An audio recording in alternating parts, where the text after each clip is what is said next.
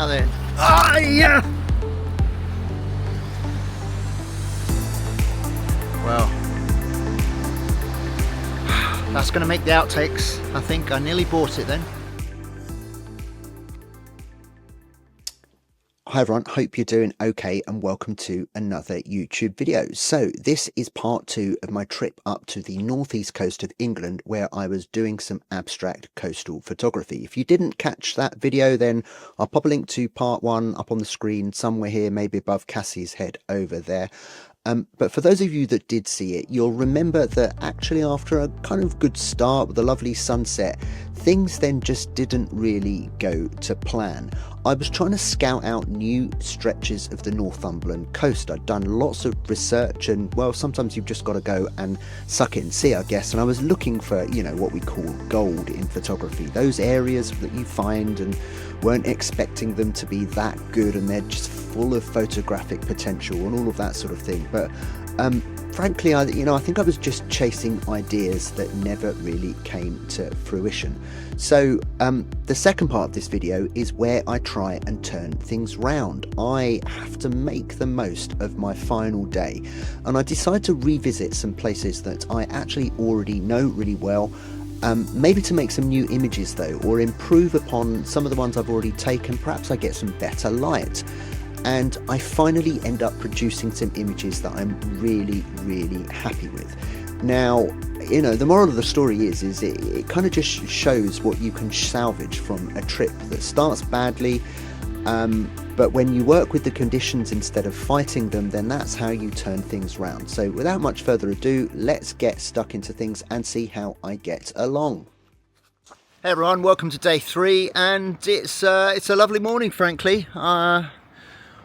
Down at the coast again, obviously, because I'm shooting coastal abstracts on this trip. And it's just really, really nice. Perfect temperature, about 15 degrees. T-shirt weather, cool. There is a bit of a smell wafting around. It's probably Newcastle's finest that they're dumping into the sea, but the less said about that, the better. We'll just pretend that stuff doesn't happen on the British coastline.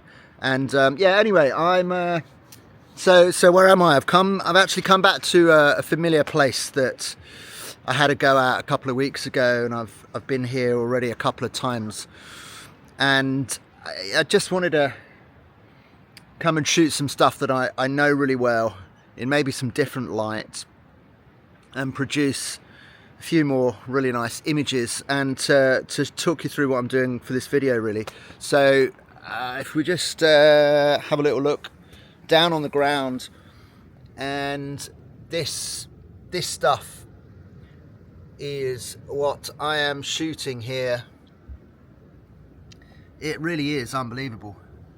All sorts of coloured tones swirling around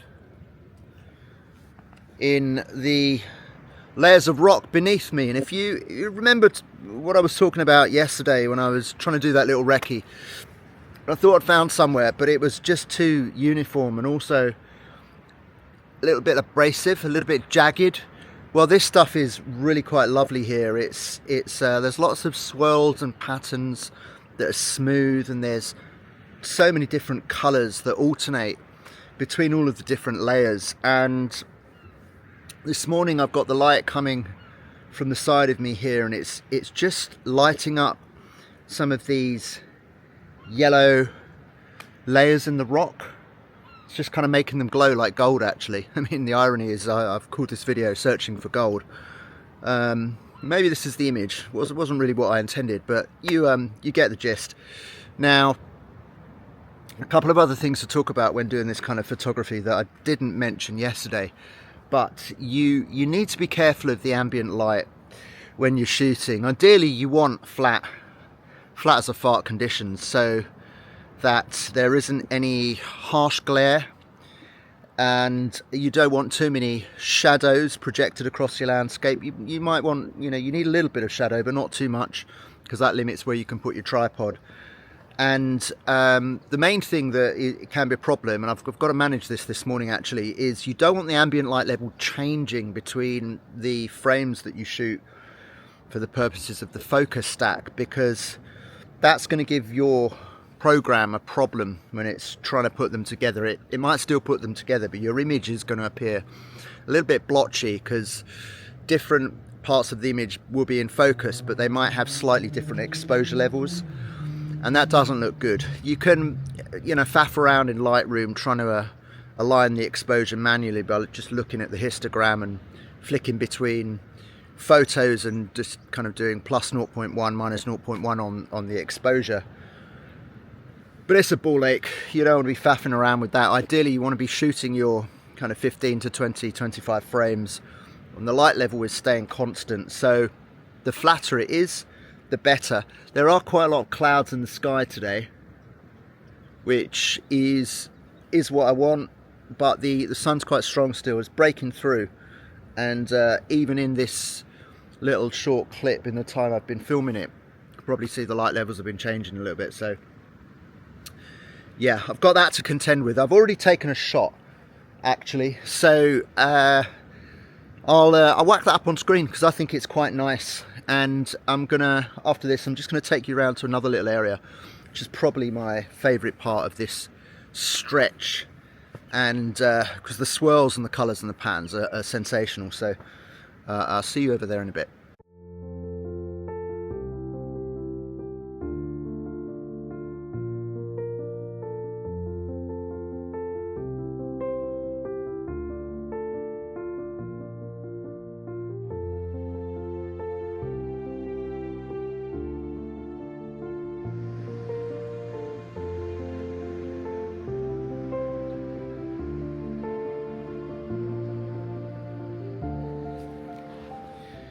Now this is my favourite bit of this patch of coastline, and I've come back here to try and shoot another variation of an image or two that I shot the other evening and also 2 or 3 weeks ago, and it's just a phenomenal spot. There's just so much variety in the colours and tones in these layers of rocks. The swirls are just wonderful. They're not all jaggedy, and they're certainly not uniform either, so you can make out all kinds of patterns and what look like leaves and rivers and channels forming, and there's all sorts of stuff to go at. But back to that tonality stuff, that's probably what makes this little shelf really quite special. I mean, it's only kind of 2 meters by 5 meters wide, but you've got every variety of, just spin you around, you got all of the oranges and ochres and darker, warmer tones in there, alongside all this cool blue cyans, bit of violet in there as well. And it's just phenomenal. I mean, have a little look at this bit, because the light is picking up some of the yellows in between the cooler grey, steely, bluey rocks.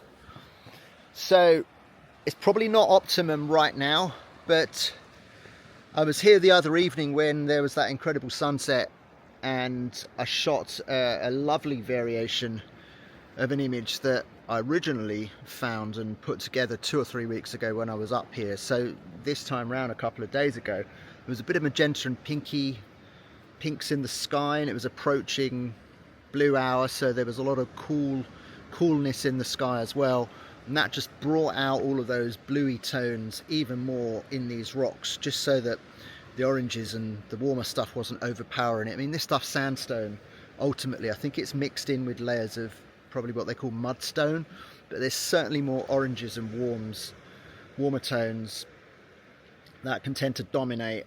They certainly do at this time of day. It's approaching midday, sun's quite bright, it's not harsh, but it's behind the clouds, so that accentuates all of the yellows and the golds and ochres and browns, which, whilst nice, are probably a bit too overpowering. I have put together an image, and it's a variation on the versions I shot before. Don't think it'll work as well, but I'll show you anyway, if only to show just quite how how different how much of an impact the conditions can make on shooting this kind of thing. You know, you've got the time of day, you've got the type of light, and even the precipitation, and the, you know, whether it's dry or wet, and you don't want it too wet, you know, fine drizzle covering everything up, and then you polarize and those colors really pop, is probably what you want. But you can the only time you probably can't shoot is if it's been really dry and arid, zero rain, bright sunshine, no clouds. That's probably going to do you, because the light will be too harsh. It will wash out all of the colours and there'll be too much hard shadow. But other than that, there's lots and lots to go for in most conditions, which is why I love this stuff. It's a bit of a change to the traditional light chasing for the Vista stuff that we normally get out for. So I'm going to put up some of those images that I was talking about now, and let me know if you like them in the comments.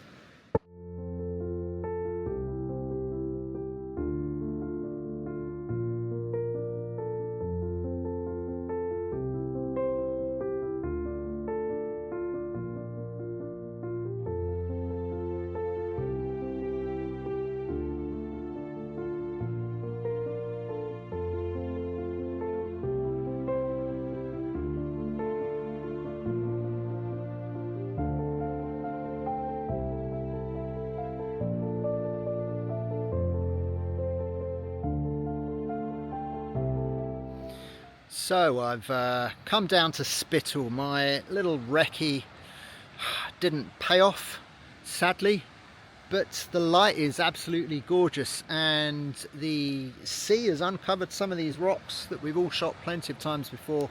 But it's an absolutely gorgeous evening. There's a bit of a rainbow just fading away there, but what I really like is I've got this crimson light from above reflecting down subtly onto these sandstone rocks here. Here's my composition. So I'm going to bring out a bit of fiery red, I think, in some of these rocks, and offset that with some bluer tones that's in the darker and actually the lighter parts of these rocks. Now, don't really it's difficult to describe what you're doing with this abstract stuff, because frankly it is all about just, you know, the feel of things, shooting what you like and composing according to the shapes and the swirls, getting a bit closer, staying a bit further away. You need to strike the balance between, you know, if you're too far away, people can really just tell that you know, shooting 35, 24 millimeters above a set of rocks. And if you get too close in, then I like a bit of complexity in my imagery. I don't like it to be too minimal. So the trick I'm trying to find is to find that focal length which conveys a bit of mystery actually, and leaves you with enough scope to include, you know, a few different things going on. So with this image I've got this little this pool with these rocks in it, lovely, just turn you around, lovely lovely white stone in it that will contrast up really nicely. And then I've got these gorgeous kind of channels and layers in the rocks, going from orange to blue, back to orange to white, and then to yellow. So I kind of like the sweep of these going across with this channel juxtaposing and cutting across it, and then you've got them keeping the boundary of this little rock pool groove. I'm keeping the top boundary of that in because it links you back to this cross-cutting swirl. So, and down in the bottom here I've got some little red striations through the yellowy orange sandstone, and yeah, that's the basis of my image. That is how I define the boundaries really, because those are the parts of the rock scene in front of me, rockscape, that I like. So that's how I've composed. I'm focus stacking. Actually, I'm actually shooting about 30-40 millimeters. So set of f11 image shots will probably do it. I probably don't need too many of those either, maybe 3 or 4 just to get the main depth, as is customary with the way we shoot. I've probably shot 20 just to make sure. I don't want any part of it out of focus. So yeah, that's probably the last shoot of this trip. Just going to turn around and talk to the rainbow actually, because it's coming out really strong again.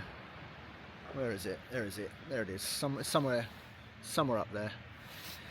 And yeah, last shoot probably of this trip. I am staying here tonight. I might get out for sunrise and just do some traditional stuff, maybe with one of the castles. I'll see how tired I am. This it is quite tiring, this abstract coastal stuff, because you spend a lot of time scouring the same sort of scene and thinking about it, and that tires you out, and then you're kind of hunched in all these sort of weird positions trying to carefully compose and set your tripod, and it just gets a bit tiring really. So I'll see how I am, but if that's it, then I hope you've enjoyed the first video from the Northumberland coast, and please remember to obviously like it if you do, and subscribe to my channel, because you know, we all know the game. It makes a big difference to the way YouTube drives my channel and videos to other people that might want to watch them. So yeah, you know the deal. Really appreciate it if you can do all of that kind of good stuff as I get underway. It's only the first video, but like I said at the beginning of this, I've got a few already recorded, so I might turn my hand to some of those and just get them up and out there and start doing this. So I'll say that's it for now. Cheerio, and see you again on the next one soon. Ta-da, bye.